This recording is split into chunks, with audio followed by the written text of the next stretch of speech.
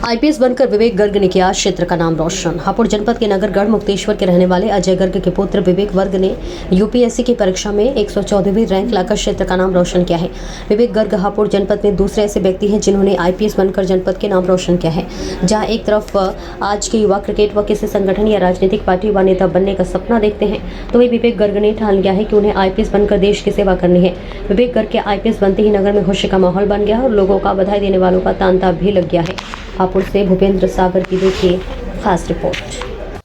नमस्कार दोस्तों, आप देख रहे हैं न्यूज़ इंडिया फर्स्ट और मैं हूं आपके साथ भूपेंद्र सागर। जहां आजकल जो युवा पीढ़ी है क्रिकेट की तरफ जा रही है, कोई नए नए खेलों में अपने शौक़ रखता है, अपना ध्यान रखता है, वहीं जनपद हापुड़ के गढ़मुक्तेश्वर के रहने वाले विवेक गर्ग कड़ी मेहनत की, कड़ी परीक्षा पास की, उसके बाद ये दूसरे आईपीएस जनपद हापुड़ में बने हैं।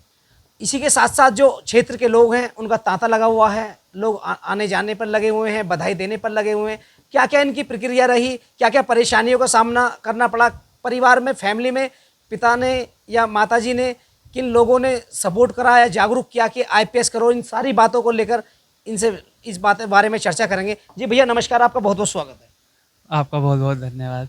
विवेक जी, आपने जो ये परीक्षा पास की है, मेन जो रोल रहा है फैमिली में, किसने आपको जो है इस परीक्षा के लिए, आईपीएस बनने के लिए जो है जागरूक किया? मेरे दोनों माता पिता का रोल रहा है। जब मैंने जॉब छोड़ने का निर्णय लिया था कि मैं जॉब छोड़ के यही करना चाहता हूँ। इससे पहले क्या जॉब करते थे आप? मैं L&T इन्फोटेक में सीनियर कंसल्टेंट था। तो जब 2023 में मैंने बोला मुझे जॉब छोड़ के यही करना है, तो मतलब ऐसा कुछ घर से वो नहीं हुआ कि नहीं जॉब करो, ये इधर मत आओ। बहुत ज़्यादा प्रोत्साहित किया कि नहीं जॉब छोड़ो और करो। अच्छा, कितने बहन भाई हैं आप?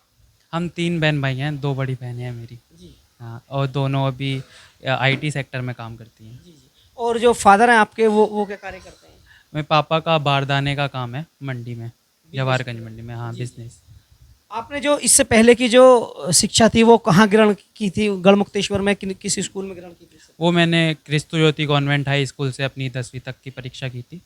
उसके बाद कोटा में जाकर 2 साल कोचिंग करी थी जेई के लिए, और फिर IIT पटना से केमिकल इंजीनियरिंग में ग्रेजुएशन की है।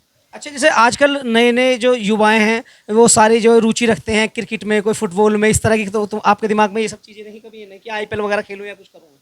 नहीं, मतलब रुचि रखना अच्छी बात है, और अगर कोई अच्छा क्रिकेटर बनना चाहता है तो हमें प्रोत्साहन देना चाहिए उस चीज़ के लिए, क्योंकि सबका पैशन अलग होता है सब, और हमें हर एक पैशन के लिए रिस्पेक्ट होनी चाहिए।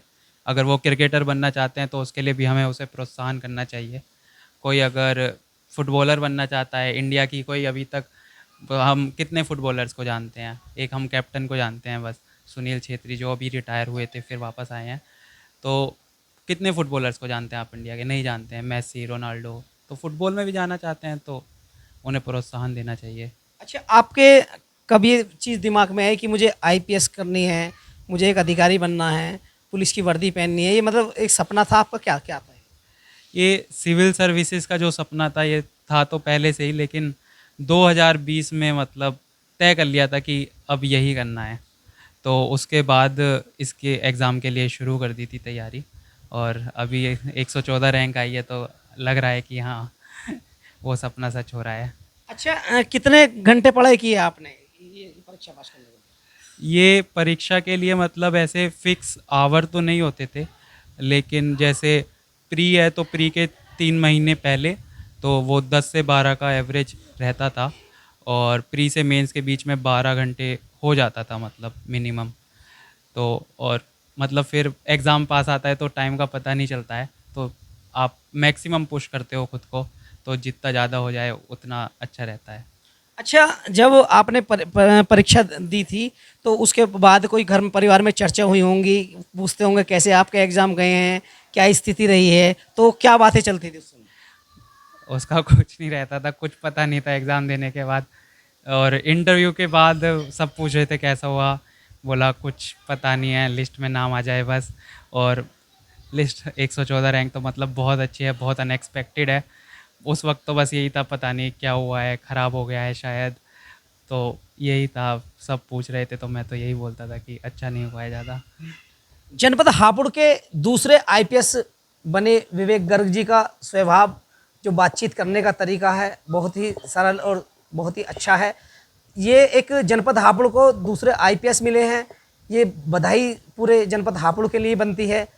और जो भी और भी कोई बातें जो हमें करनी है, इनके माता पिता से जो भी चर्चा करनी है, क्या कठिनाइयाँ उन्होंने झेली हैं, क्या उनके मन में रहा, वो सारी बातों को लेकर हम आपके समक्ष होंगे। जनपद हापुड़ से भूपेंद्र सागर की खास रिपोर्ट।